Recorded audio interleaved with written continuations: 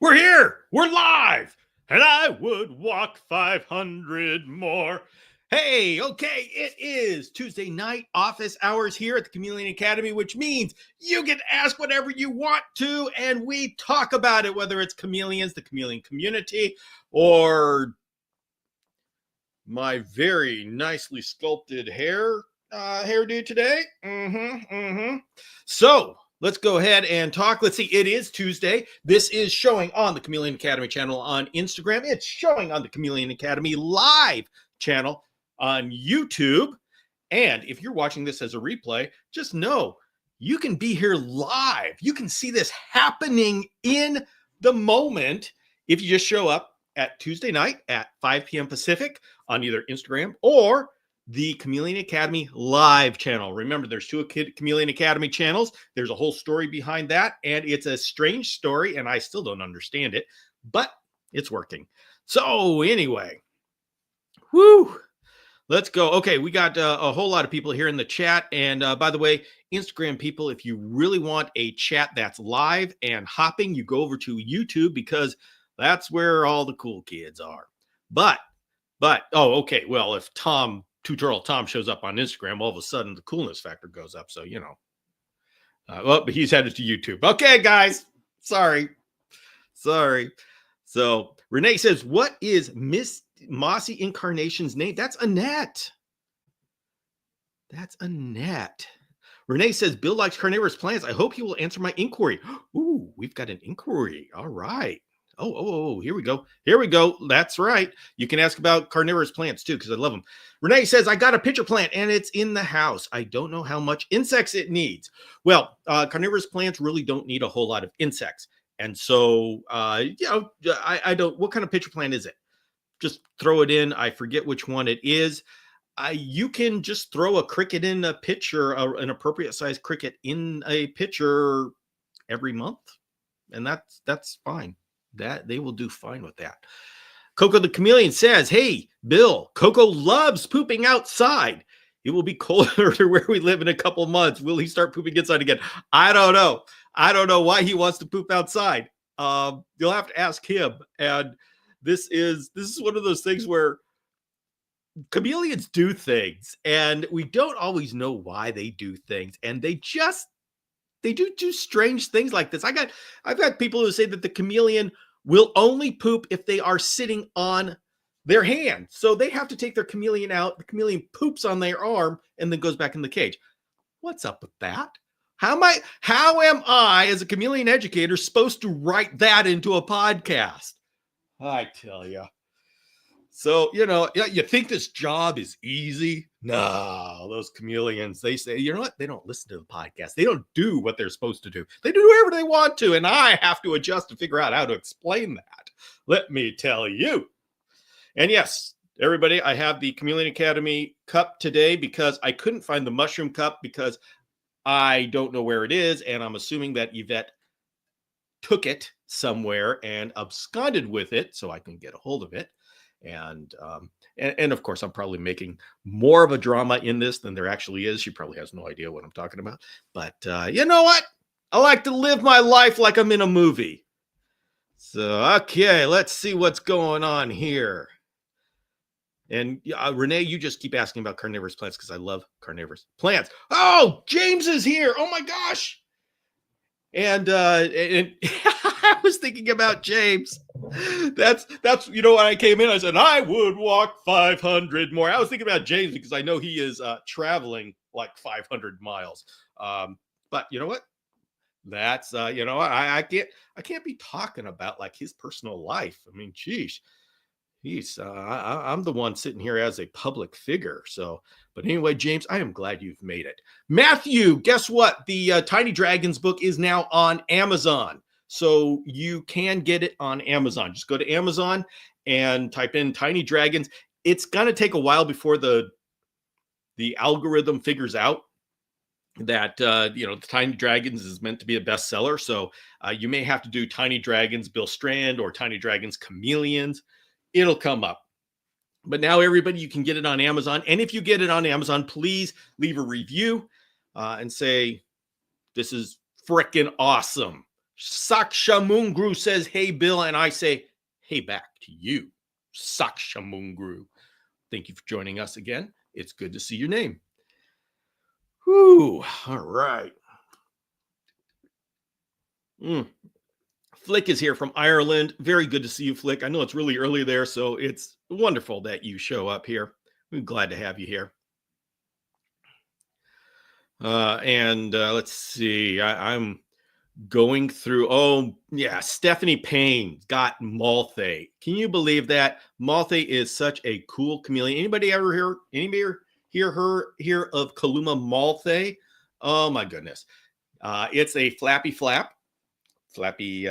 ears, and it's green, and it's got great patterns. The female is like a chestnut, a light chestnut could be with blue occipital lobes, ear flaps. So it's a very cool species.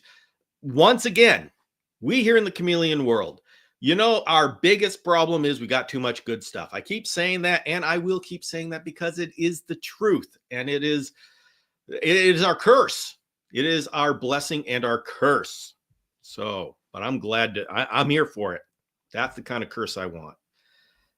We just have to show some self-discipline and say, all right, I'm going to focus on this and let other people focus on that. Whew. Stephanie says, thank you, Annette. It's been very hard to give them privacy today. They're beautiful. Oh, my goodness. Yes, there are. Verumpt is asking, hey, Bill, is it easy to purchase a carpet chameleon? Yes, it is. You have to find it first. But there are places that you can look. There may be, you know what? I may have a lead for you. This is a lesser known breeder who I think has carpet chameleons right now. This is for anybody who wants a carpet chameleon. I'm very careful not to, I don't like to give out names of breeders and stuff like that because, it gets all sorts of complications, but write this name down and check him out. Out on a Limb Chameleons. Okay. Out on a Limb Chameleons. Talk to Todd. See if he's got some carpets available. If he's got some carpets available, don't haggle with him. Don't give him a hard time. Say, give me that chameleon. Give it to me. This is what I want, and snag it. Because this is the thing with carpet chameleons. They become available and then they're gone. So do not sit on this. If you want a carpet chameleon, Out on a Limb Chameleons. By the way, Varun Pup, I don't know how to say it. He is on Instagram. So you will be able to find him here on Instagram where you are. So Out on a Limb Chameleons, Todd Williams. So tell him I sent you. All right. Oh, Two Turtle Tom's back here on YouTube. Excellent. Let's see. And it says, if Malthae or Brevicorn become available captive bred, I will have an impulse purchase. Well prepared, of course. Annette, you are inspired in the correct direction. So, Bill, I have no idea which it is. It came from FL. Okay, Renee. I know I've asked you this question before, so you probably answered it, and I probably knew at one time. Do you know if it's a tropical pitcher plant or if it's a North American pitcher plant? Is it a big, long tube, or is it got leaves that have a tendril that come down and a pitcher hanging off of the end of the leaf? Can you answer that? And I'd be able to tell you what it is. Flick says, are all carnivorous plants safe to have in the enclosure?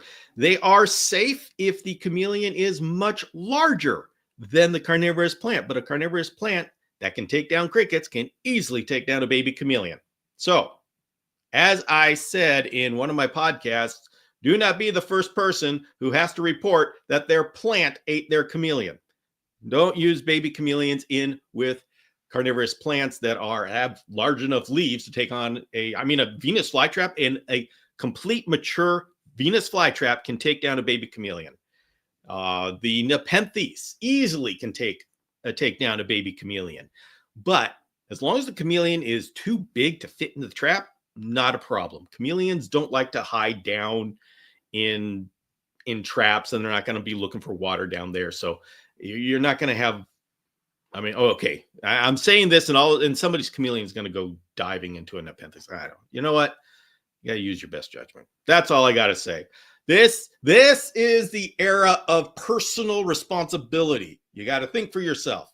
So, but generally speaking, Flick, as long as the chameleon is not the size of the trap, they'll be fine inside the carnivorous plants. The carnivorous plants will be fine. The chameleons will be safe from the carnivorous plants. Now, we have to be careful because the carnivorous plants will not be safe from the chameleon or the environment. A lot of the carnivorous plants like Venus flytraps, North American pitchers, some of the sundews, they need a dormancy period, which we don't give with our chameleons. They need to be put in the refrigerator. They come from South Carolina where it snows. They need that, or else they get weak and die. So some of the carnivorous plants need a dormancy period. And by dormancy, I don't mean they slow down like brumation, like Parsons. I mean, they lose their leaves. They look like they're dead. People say, my Venus flytrap died. Why did it die? Nah, it just went in dormancy. All right, Sakshamungru has given me quite the question or comment. Let's see. Trying to figure out fogging for my chameleon at night. All the sides except the top is covered. I know you recommend a fan on top to circulate air, but is it really necessary? I say that a fan is an option. Whether you use one or not depends upon whether it's important for you or not. Do you need more ventilation? If you do, use a fan. If not, don't use a fan. So it's not necessary if you have appropriate ventilation. So how do we know if we have appropriate ventilation? That's the question that comes up next. It's really hard to measure that. I can't give you a number, but what I do is I let the fog go in and I wait until I want to see the fog kind of dissipate. If the fog dissipates, I know I've got some ventilation coming out, and that's what I want. Now, you say all the sides except the top is covered. Do you leave a little bit? Like if you see back here, just this inch here is open. That's where my air comes in.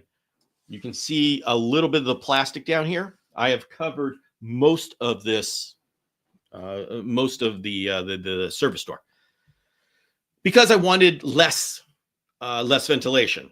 Some people this will be perfect for some people. And you see, that's the thing when you're making a cage, you got to make something mid-range and then people tweak it a little bit for their specific situations. See, my chameleon, Torak Makto, sends his regards. You know what, Torak Makto? Regards back to you.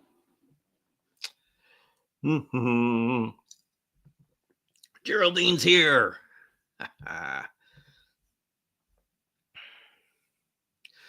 All right. Mikey Ben is at it again. 3D printing some band logo guitar picks for my son's upcoming gig. I'm going to have to print some chameleon picks for people for poops and giggles. Wow. Yeah, we got to think for poop here because I do the parasite course. And so we are all sitting there looking at poop. Nepenthes, were nice is it's Nepenthes. All right. Excellent. Now I know exactly what you have. And gosh, what was the question? I forget what the question is. But Nepenthes is a great, especially if you get the ones like from Home Depot, because that's one of the 3 varieties that actually do well in a chameleon cage. So the Home Depot version of Nepenthes is awesome for us. How is Dorito? Dorito is outside living his best life. He is in nice natural sunlight and is growing. We like Dorito. Whew. All right, Two Turtles Tom is sitting here. He's trying to rock the boat. I'm tempted to create a working group for Honelli, whatever, high multitude chameleon. Sean, Nate, and myself have all been challenged by this species. Who do you think has is the most successful with this species? Mm.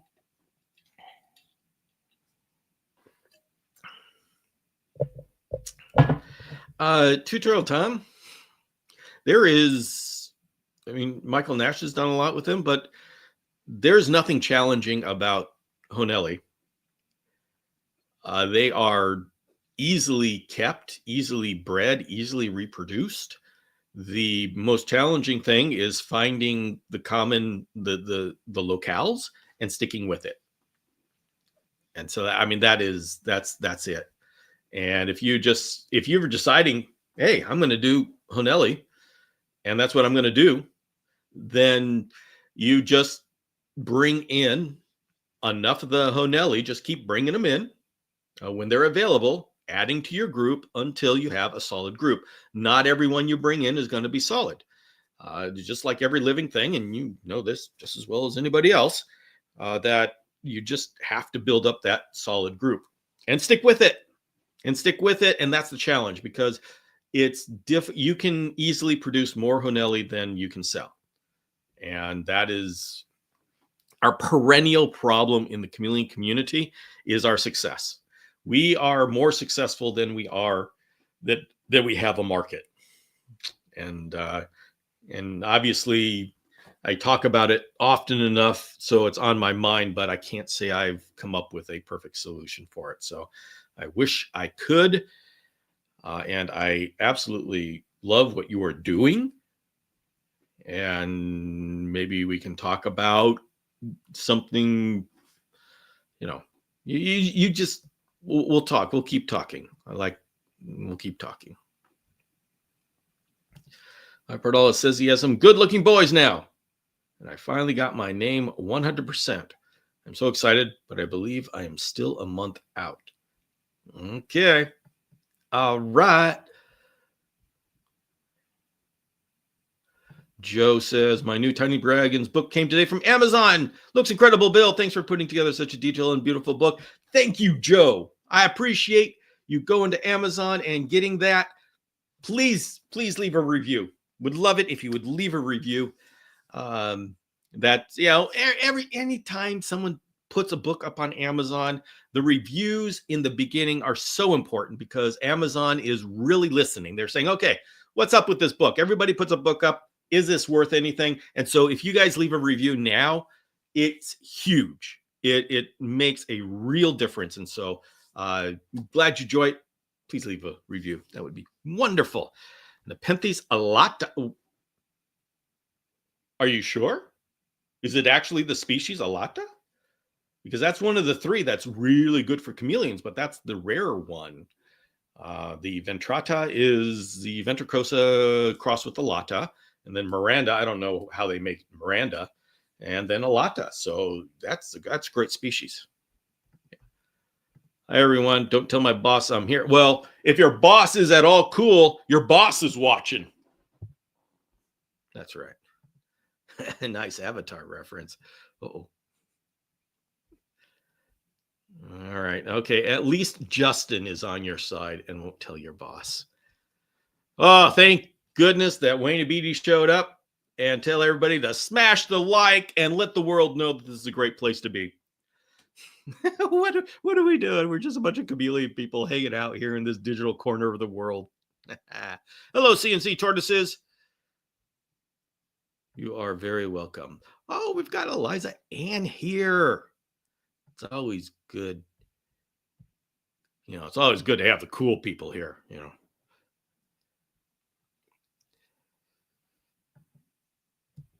See, Angela says, Bill, I have a fan on top all day, but if I keep it on at night, I can't keep humidity up. So what should I do? Well, don't put it on at night. Is there a reason why you feel you need to have it on at night? Wow, you guys. Okay. Yeah. Let's try to get that. There we go. Yeah. So there's no compelling reason, unless you have to have it on at night. But generally speaking, you have to have it on at night because your humidity is too high. So if your humidity is too low, then go ahead and don't have it on. So now, of course, if you've got a reason why you need it on that I'm not considering, please, uh, please take my advice, knowing how much information I have on this. Remember, everybody, this is the era of self-responsibility. Let's see. That's what it was advertised that it came from. Did it actually come from a nursery? If it came from a nursery, then yeah, then I definitely believe a Lata. I'll send a pic. I would love a pic. I love a pic. Bill, you made a rainbow. Yeah, sorry. The sun is hitting just right, and I need to put the curtains back up that block this particular window. Eric says, I'm a fan of both stakes and ceiling fans. See, that's what I love about the community. They're just giving in little factoids and little ways that you can get to know everybody personally.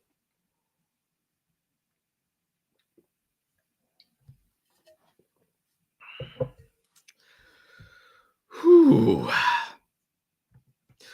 All right, so I have done a whole heck of a lot of talking. So somebody needs to put down oh my goodness. All right, guys, can you believe this? I'm actually going to pull this up. I usually don't do this, everybody, but I am going to do this today. I am going to pull up the picture that Renee sent of her Nepenthes alata, because this is a dude of an alata. So here we go. Let's see if I can bring that up. There we go. Look at that beautiful Nepenthes. Now, everybody, just remember, I don't usually do this, okay? Because it gets crazy. If I start putting pictures up that people send during the show, it gets crazy, and then people keep asking, did you get it? Did you get it? Did you get it? And that's just not good for anyway. But this was worth it, and she paid enough for the plant. It better be, oh, this is a good one. You rarely find them that good. So, Renee, you did good. You did so good. Justin says, I think we should have another cook-off. Another cook-off. Oh, yeah. I used to do cookies. I used to do cookie baking on Sunday nights. Oh, my goodness. Those were the days. You know what? We've done so much in this community. There is so much that we have gone through and we have done. This has been such a fun thing. This has been such a fun community. Now I can't do everything and keep trying different things. But anyway, is 100% humidity every night too much? No, I like it. I'll just say that. I like 100% humidity all night. Good time, not long time, says, where are the best places in the United States to keep panther chameleons outside? Florida and California. That's the best places. Florida, they're just out there. California, Southern California, you know what? They're just, the only time is winter. They just don't like it as much. But those are the two places.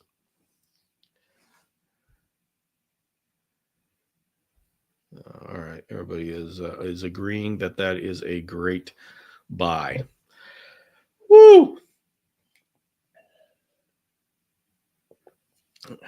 All right, everybody. For James Cross, everybody all together, and I would walk 500 miles. That's for you, James, because I know you're driving 500 miles. Oh, let's see. Good Time says, Lake, you love the content and shorts reels. I'm glad you enjoy.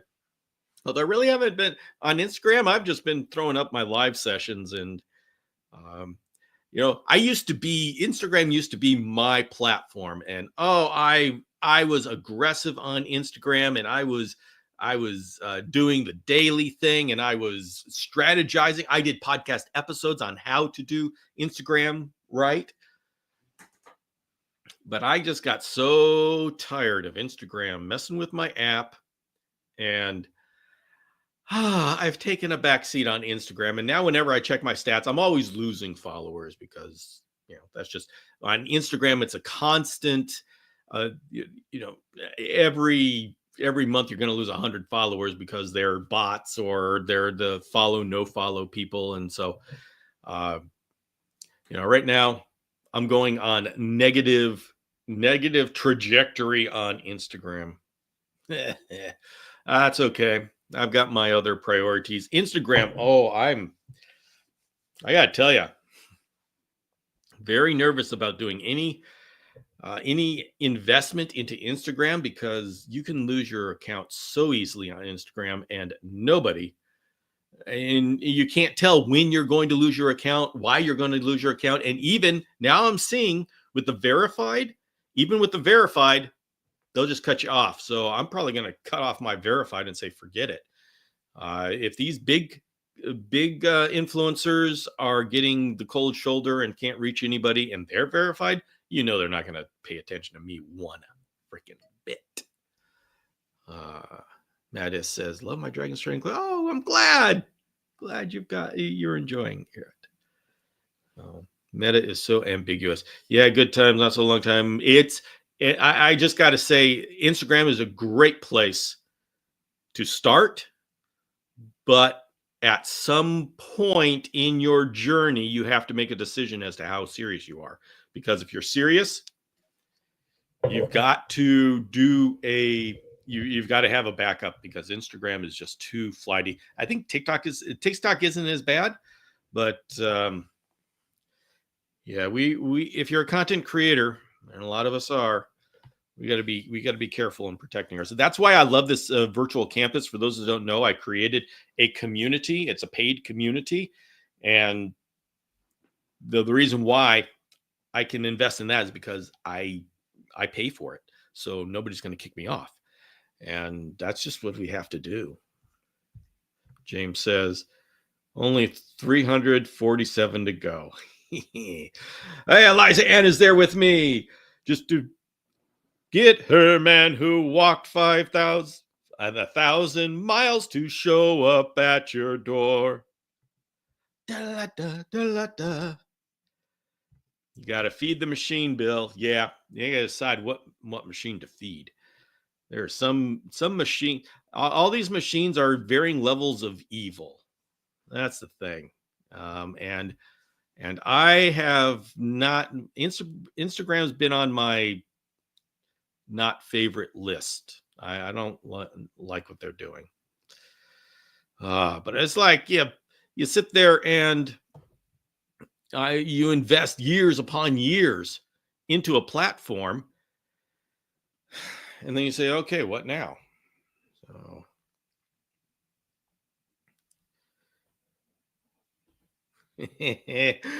oh, this is how I met Nate. Yeah, Nate, it's right after the Parsons Chameleon. I actually found the thing I was gonna be using to test it.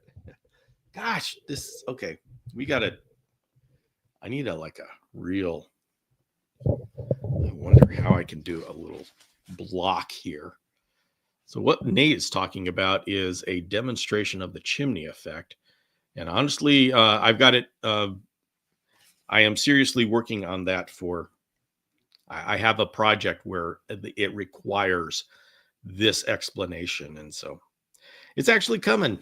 It's actually coming down the pike. And everybody, you're gonna see that I do a lot of saying, yeah, I'm gonna get right to that, because I got a list of things that I've promised my community. And the thing about having a consistent community is they start remembering, and those same people start coming every week, and the same people start having what we call persistent memory. And so, double-edged sword of having a community.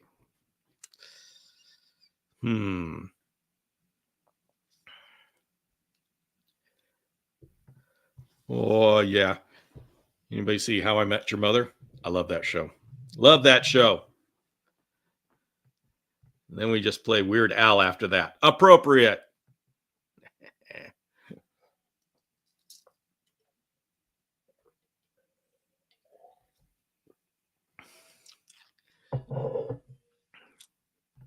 It's not persistent memory, Bill. It's called accountability. Yeah, in human terms, that's the human word for it. But it's persistent memory that creates the ability to hold me accountable because you don't forget it after every session.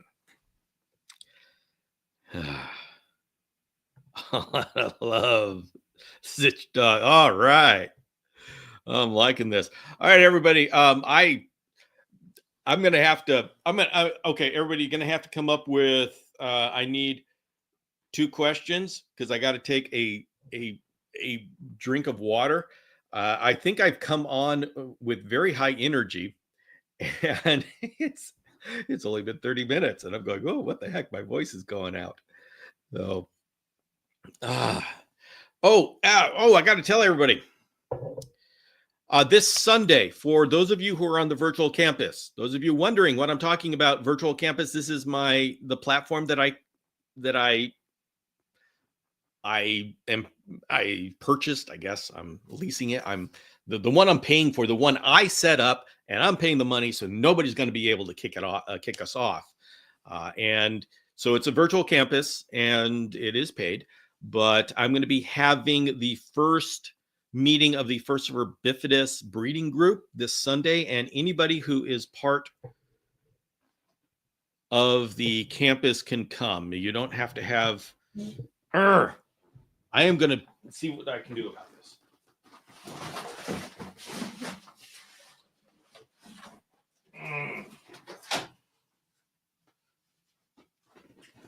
All right.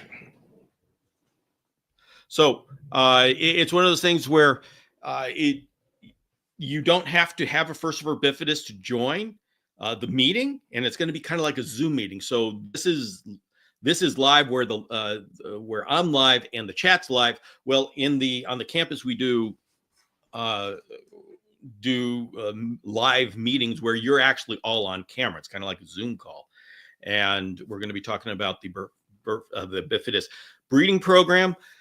I'm going to be gathering data so we can store what we're doing. If you don't have a Bifidus and you like this idea, you just want to see what we're doing, come and join.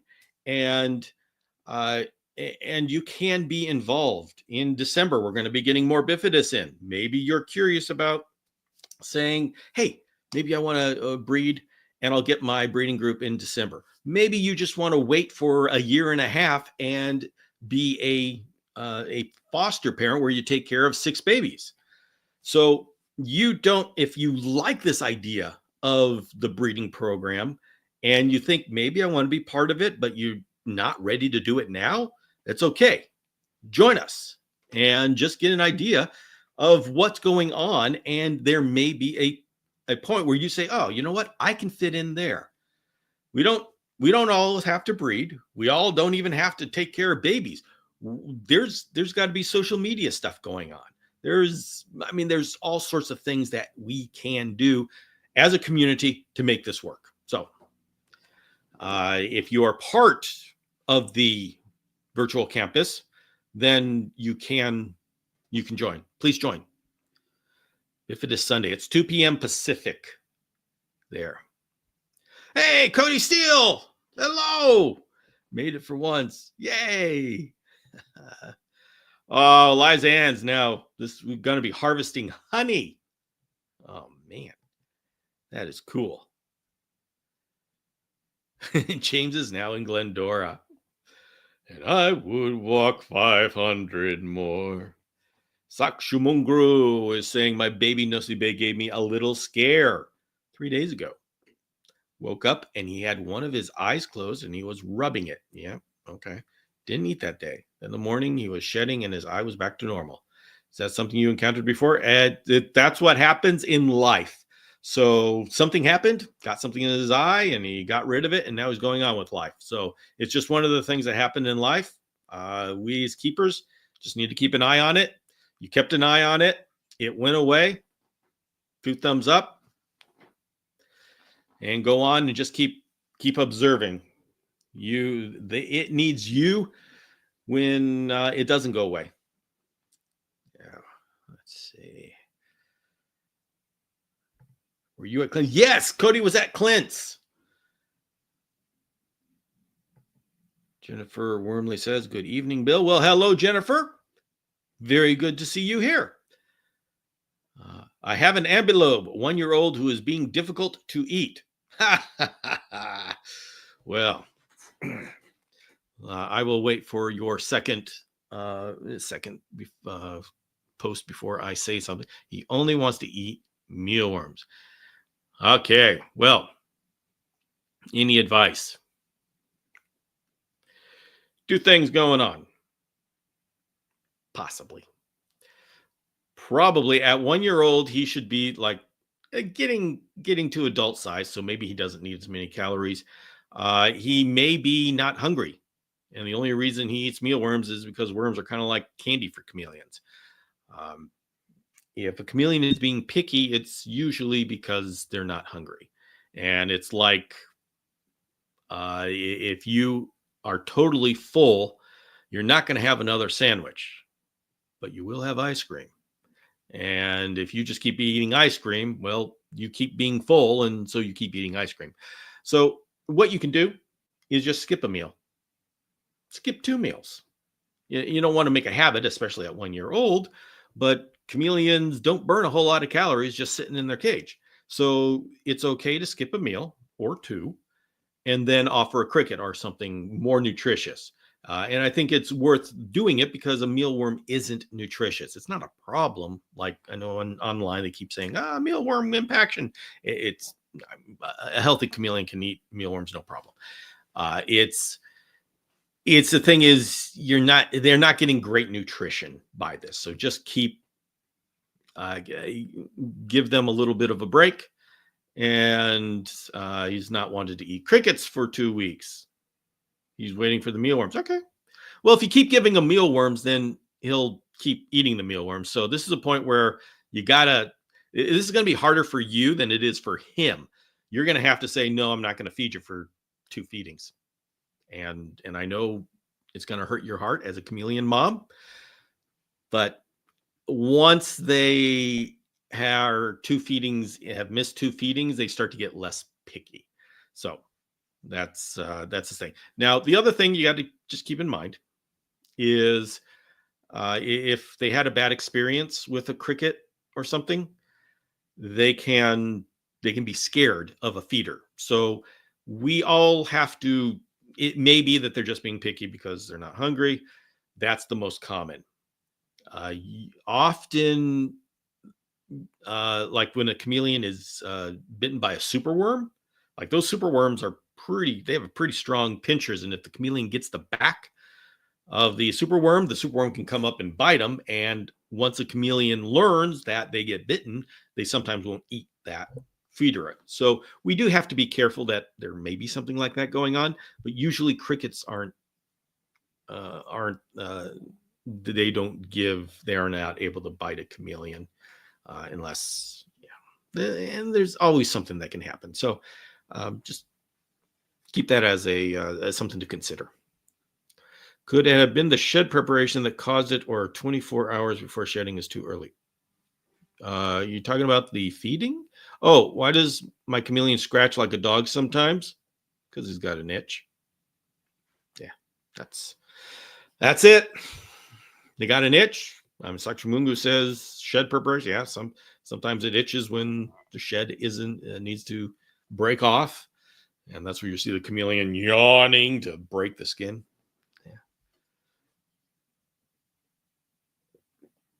Mm-hmm.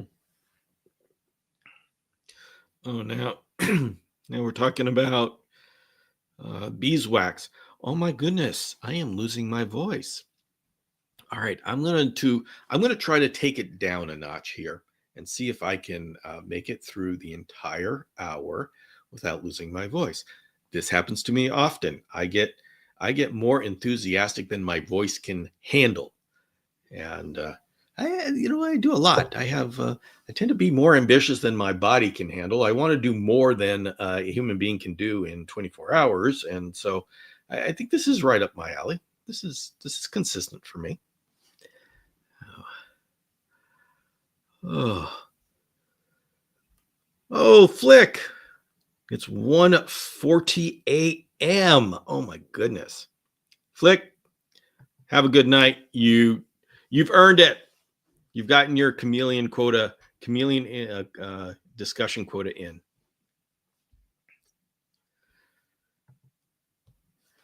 Nate saying, Bill, my second male bifidus is seemingly not eating or eating very minimal. Today is 2 weeks having him. He pooped day one. Haven't found since he found. Okay. Yep. Yep. They should be eating quite readily. So this is a good thing to keep an eye on. How's his eyes? Yeah, are his eyes open? Or is he active, alert? So if he is active and alert, then you just keep looking for parasites. I'm very, very surprised that we have so little parasites in this bifidus group. But yeah, that's definitely something to keep looking at, especially if you haven't seen poop. I've seen mine be shy and not want to eat when I'm around, but yeah, keep an eye on that guy. Active, eyes open, alert. Excellent. Well, that's great news. That is very good news. So, excuse me, I am very sorry about that. I've got too many mute buttons. I can't hit all the mute buttons in time. Matthew is asking, I know you have said you put them in your closet. Oh, there we go. If I leave Rambo's eggs in the enclosure and the temperature is about 30 in the day and 24 at night most of the year as an average, will the eggs hatch? Probably. Thank you, Del Draco. Yeah, probably. I assume Draco is a panther. I'm sorry, Rambo is a panther or a veiled. They'll probably hatch. In fact, we had a very interesting, a fun situation where it was a number of years ago where some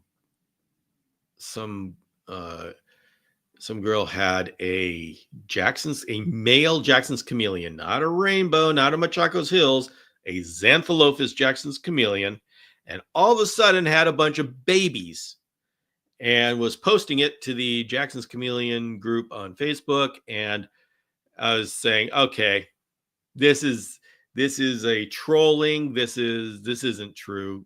Stop it. And so we were just saying, listen, we're not going to do this. And she said, no, I'm serious. I'm serious. And we looked carefully, and it wasn't even Jackson's babies. They were panther babies. Well, we come to find out, we said, okay, fine. We'll give you the benefit of the doubt. Give us some history here. Turns out that she kept before this Jackson's male, she had a female panther, and she didn't realize that the panther was gravid. And so, what? Did I just lose?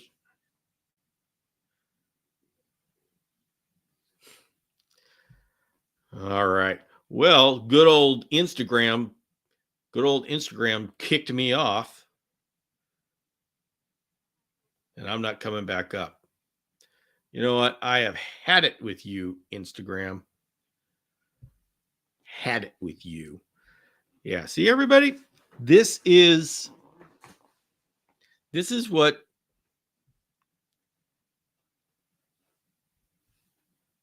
tired of with Instagram. You all remember that I used to be really big on Instagram, and that I was dedicated to it, but I have had enough of their shenanigans. They have messed up so much of my stuff that I mean, YouTube has been solid, absolutely solid. So this is where my social media home is. Virtual campus is where my real home is. But if I'm going to be going out that front door, I'm going to be here on YouTube.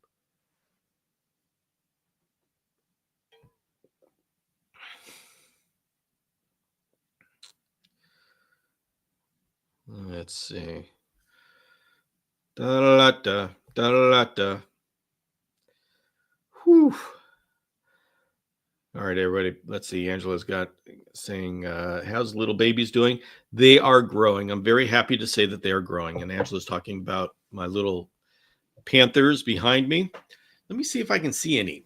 I got to be careful because I have been feeding them houseflies lately, and houseflies that I've caught. So I'm running around like a crazy man with a net. Whew. Not going to open that cage. There's still a fly running around. All right. Well, they're not really there in the middle. There is, okay, everybody, take a look what's going on down there. That's freaking Spearmint. What is he doing on the ground? I don't. This is like a freaking awesome cage. It's better than the one he came from. And it's got better coverage. It's got better everything. And why is he down there? See, this is so I don't know. Maybe I'm going to have to put another chameleon in here and move him somewhere else. Everybody, I tell you, this is what you got to do sometimes. I've had this before where you move a chameleon into a bigger, better cage and they just say, I don't like it here. So that happened with a Miller's chameleon. I had this lady Miller's and I was feeling bad that she was in a typical 2x2x4, but boy, she loved her cage. She loved it. When I moved her to a big cage, I mean, it was like 3 feet by 2 feet by 4 feet. I mean, it was huge, and it was outside. No, what was it? 35, like 6 feet tall. Yeah, it was, and it was high up. So she had the height. She had all the plants. She had everything. She hated it. And it wasn't until I moved her back to her smaller cage that she settled down and said, okay, now I'm happy. It's like, gosh, you know what? You got to go with the husbandry basics and then listen to your chameleon. They'll let you know what they want. They're individuals. They're animals. They're individuals. They've got their own thing that they love and things that they don't love. So you just got to go with it.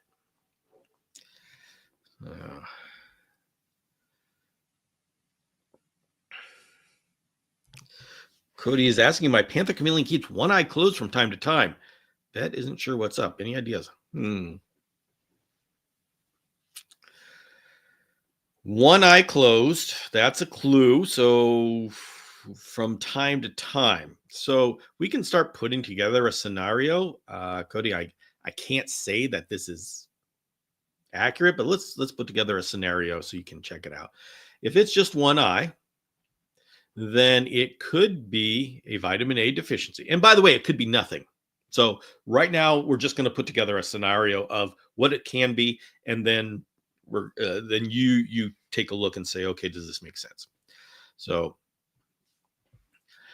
one eye, maybe it's the starting of a vitamin A deficiency, maybe, because although a vitamin A deficiency would affect both eyes, it would start with one and it would start with something intermittent like this.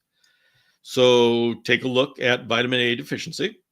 If you're using Repashy Calcium Plus or even Plus Low D 2 times a month, I would say, he's getting preformed vitamin A, so maybe not that.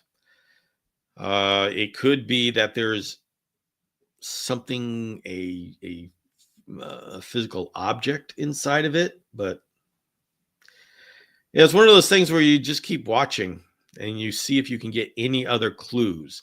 The fact that he closes his eyes from time to time is a warning that something may be wrong. And so, but now you need more clues. Yeah.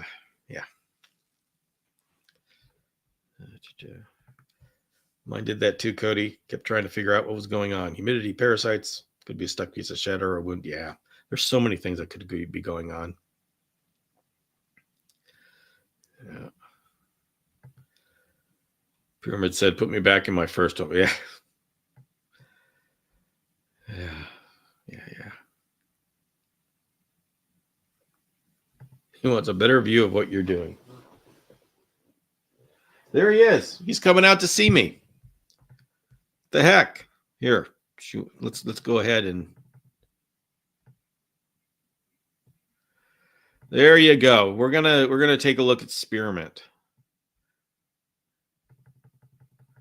Dude, you have a great cage. Why are you down there? Want to say hello to everybody? If I open this cage and he crawls out, it's like, come on. There you go. I'm going to move this so people can see your cute face. There he is. But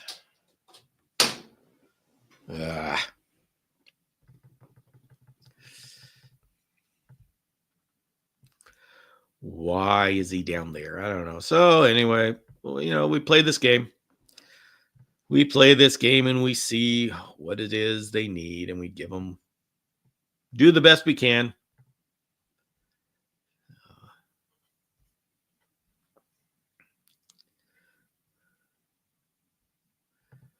We flushed it, and I know he gets the calcium. Guess it's on to pair. Yeah, okay. But that's what we got to do with the chameleons. We just keep going on and on and on until we find whatever it is. Yeah, Spearmint is gorgeous. After isopods. Janet, I mean, that's possible. I've not seen him actually zap an isopod. But that's a possibility because I do have the dairy cows, and the dairy cows are definitely big enough that he could make a snack out of them. He'd notice them. So I don't know. Maybe that's it. That would be funny. Oh, that would be funny. Is that cork bark log that? Yeah, that's a cork bark log. And that's supposed to be down there for the isopods to have something to isopods and springtails to go under and all that kind of stuff. It wasn't meant to be a perching surface for Spearmint. So, don't everybody go and put cork bark logs in with your chameleons. It's not supposed to be for the chameleon. Oh, yeah. Well, he is. I love him so much, but I want him to be happy. If he wants to go back to his old cage, well, then I guess I got to put him back into his old cage. But I got to figure out what he's doing. If he's hunking isopods, he's having fun. So he is healthy enough that he started head bobbing at a female. She wasn't interested, but he was. So I don't know. I guess he's feeling good enough.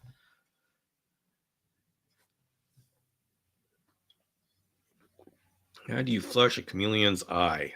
Go to the vet and have the vet show you. This is not something that you would want to just do. I mean, it's not hard, but do it under the supervision of a vet. And just get saline and stuff like that.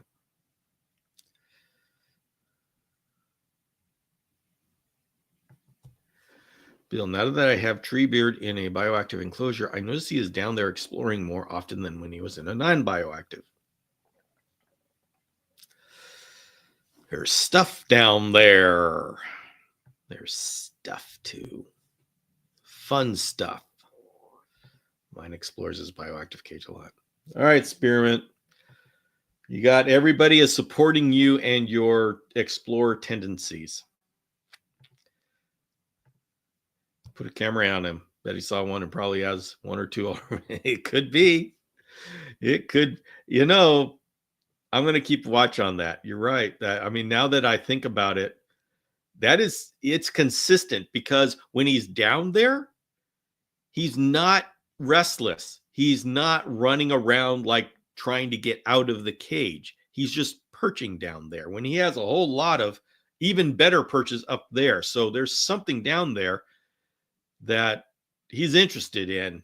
And look, he's a blob on the camera here, but he's just sitting there. So it's like he's waiting. So I got to admit, it's it's more likely that he's looking for isopods than it is that he doesn't like his cage, because he's not acting like a chameleon that doesn't like his cage. It's acting like a chameleon who's waiting for something to happen. Like that kid in The Incredibles. I don't know. I'm just waiting for something amazing.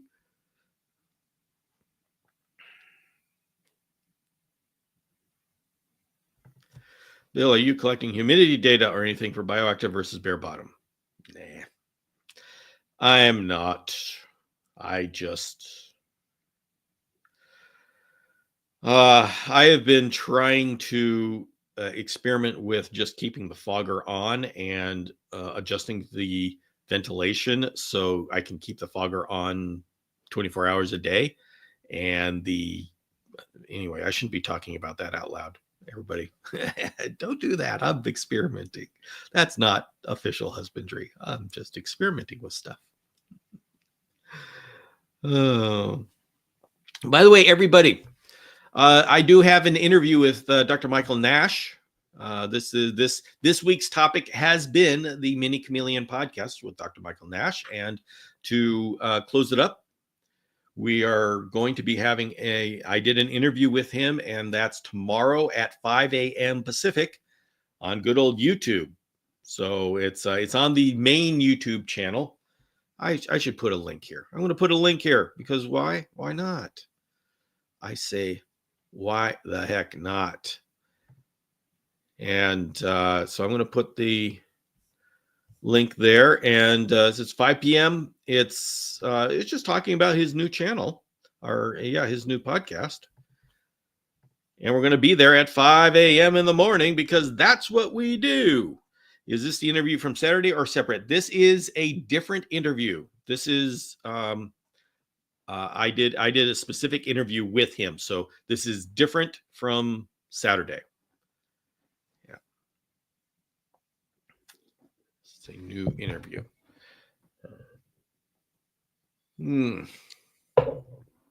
Notification bell on. Hey, I get to see Mikey Ben. Me and Mikey Ben get to have coffee in the morning. Really enjoyed the podcast. Oh, Janet, I'm glad you are. It's been a lot of fun. So, all right. Well, everybody, we are coming to the end of the show today. Okay, remember, this is what's going on this week. Wednesday morning, tomorrow morning, 5 a.m. Pacific, we have an interview. And it's just me sitting down with Michael and saying, hey, let's shoot the breeze about this new podcast. And then on Friday, there is going to be a newsletter coming out. And this is our weekly rhythm. Saturday, we start the new topic. Monday, we have Chameleon podcast with Michael Nash. Wednesday, we have the podcast on the topic, and that's kind of the deep dive. And then Friday, we have a summary newsletter on the topic, and then Wednesday starts the new topic.